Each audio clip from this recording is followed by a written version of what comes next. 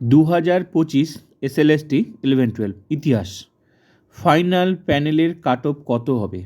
100-র মধ্যে টোটাল কত মার্কস পেলে interview and demo plus OMR, educational qualification, experience সব মিলে 100-র মধ্যে কত মার্কস পেলে তোমার নাম ফাইনাল প্যানেলে থাকবে, মানে ইন প্যানেল। ফাইনাল প্যানেলের নাম থাকা মানে চাকরি কনফার্ম। আর কত মার্কস পেলে এই 100-র মধ্যে ওয়েটিং লিস্টে নামটা যাবে, ডিটেলসে ক্যাটাগরি ওয়াইজ তোমাদের ব্যাখ্যা করছি। আশা করি এই ভিডিওটা তোমাদের ভালো লাগবে। তো চলো দেখে নেওয়া যাক। আরেকটা কথা বলছি, ওয়েটিং লিস্টে থাকা মানে সবাই চাকরি পাবে না, কিন্তু হ্যাঁ প্রচুর সংখ্যক চাকরি পাবে, ঠিক আছে? কিন্তু একটু অপেক্ষা করতে হবে, আগে ফাইনাল প্যানেলে কাউন্সেলিং হবে, তারপর ওয়েটিং। তো ওয়েটিং মানেই সবাই চাকরি না, কিন্তু চাকরি হবে। আর ফাইনাল প্যানেল মানে সবাই চাকরি হবে, তো সেটা তোমরা সবাই জানো। তো চলো এবার দেখে নেওয়া যাক ব্যাখ্যাটা। কত মার্কস পেলে সেই ফাইনাল প্যানেলে আসা যাবে আর কত মার্কস পেলে ওয়েটিং লিস্টে আসা যাবে 100-র মধ্যে। প্রথমত আমি তোমাদের শেয়ার করছি ইউআর আনরিজার্ভ, যেটা জেনারেল ক্যাটাগরি।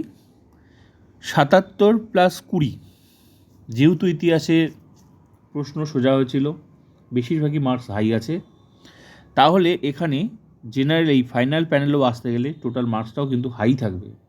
কত? মিনিমাম 100-র মধ্যে 97 টোটাল। এখানে টোটাল স্কোরটা ধরো, তোমরা টোটাল স্কোরটা 97। যদি তোমরা 97-এর মধ্যে থাকো তাহলে এই ইতিহাসের ইউআর র্যাঙ্কটা ধরা যাবে, মানে ফাইনাল প্যানেলের নামটা এখানে থাকবে আশা করা যায়।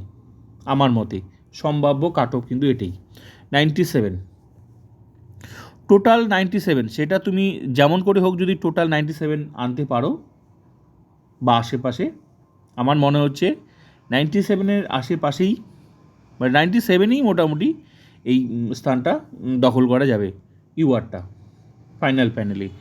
আর 73+20 হচ্ছে কিসের? 20 হচ্ছে এই তোমার ডেমো অ্যান্ড ভাইবা মিলে, প্লাস ওদিকে 73, টোটাল 93। মোট কথা 93। এই 93 স্কোরটা 100-র মধ্যে যদি থেকে থাকে, আমার মনে হচ্ছে ফাইনাল প্যানেলে ইমপ্যানেল হওয়া যাবে নামটা। আর এর বাইরে ওয়েটিং লিস্টে প্রথম সারিতে থাকবে, সেখানেও কিন্তু চাকরি হবে, আমার মনে হচ্ছে এটা। এবার ওবিসি বি 72+18, টোটাল 90 যদি স্কোর থাকে 100-র মধ্যে, তাহলে ওবিসি বিতে র্যাঙ্ক করা যাবে, ফাইনাল প্যানেলে নামটা রাখা যাবে টোটাল। কারণ যেহেতু ফাইনাল প্যানেলটা টোটাল স্কোরে হবে, তাই যেমন করে হোক 90 যদি হয় তোমার, সেটা এই সাইডটা হোক বা এডুকেশনাল কোয়ালিফিকেশন হোক বা ভাইবা, টোটাল মিলে যদি 90 হয়, তাহলে কিন্তু তুমি, আমি একটা হিসাব দিয়েছি, তাহলে মনে হয় ফাইনাল প্যানেলে নামটা রাখা যাবে। আমার মতে এটা হতে পারে, আমি যা সার্ভে করেছি তাতে এটাই 90 হলেই মেল ফিমেলে র্যাঙ্ক করা যাবে।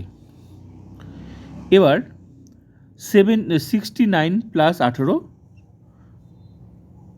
87, এই 87 স্কোর হলে ফিমেলে ওবিসি বিতে র্যাঙ্ক করা যাবে, মানে তোমার এই জায়গাটা মানে ফাইনাল প্যানেলে মানে জায়গাটা দখল করা যাবে। এর বাইরে যারা থাকবে তারা ওয়েটিং লিস্টের প্রথম সারিতে ওবিসি বিতে চলে যাবে। টোটাল এই 87 স্কোর, এই 87, 90 এই স্কোরটা হচ্ছে তোমার কত হচ্ছে, সেটা তুমি ভেরি ইম্পর্টেন্ট। তোমার টোটাল কত স্কোর হচ্ছে সেই স্কোর অনুযায়ী তোমার নামটা থাকবে ফাইনাল প্যানেলে, না হলে ওয়েটিং লিস্টে। তো আমার যা সার্ভে সেটাতে আমি তোমাদের সামনে তুলে ধরছি সম্ভাব্য কাট অফটা। 87 হলেই ফিমেলে আসা যাবে ফাইনাল প্যানেলে ওবিসি বিতে। ওবিসি এতে 72+18 90, টোটাল 90 স্কোর। যেমন করে হোক এই 90 স্কোর যদি তোমার থাকে, তাহলে তুমি ফাইনাল প্যানেলে আমার মনে হচ্ছে নামটা রাখতে পারবে ফাইনাল প্যানেলে, মেল ফিমেলে ওবিসি এতে।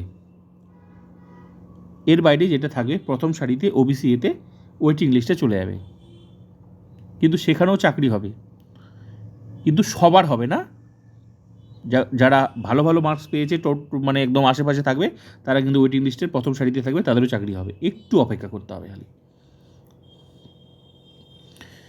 এটা হচ্ছে ওবিসি এ, মেল ফিমেলে 70+18 টোটাল 88, এই 88 যেমন করে হোক তোমার স্কোর যদি 88-এর হয়, আমার মনে হয় না তোমাকে কেউ আটকাতে পারবে। আমার মনে হয় তোমার হচ্ছে স্থান ফাইনাল প্যানেলে হয়ে যাওয়ার কথা আমার মতে। ফিমেল। এবার এর বাইরে যারা থাকবে তারা ওয়েটিং লিস্টের প্রথম সারিতে ওবিসি এতে চলে যাবে।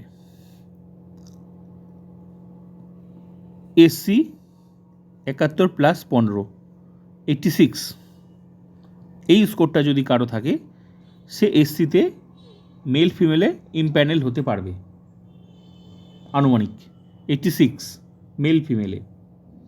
এর বাইরে যারা থাকবে এসসিতে ওয়েটিং লিস্টে চলে যাবে, মেল ফিমেলে ওয়েটিং র্যাঙ্কে চলে যাবে। আর এটা পুরোটা যেটা দেখাচ্ছি, এটা পুরোটা কিন্তু ইমপ্যানেল মানে ফাইনাল প্যানেল, দুটো লিস্ট, একটা ওয়েটিং লিস্ট, একটা হচ্ছে final panel list. Female 68+15 total 83 score, যদি 83 স্কোর হয় মনে হয় ফাইনাল প্যানেলে নাম থাকবেই, 83 আনুমানিক আশেপাশেই থাকবে।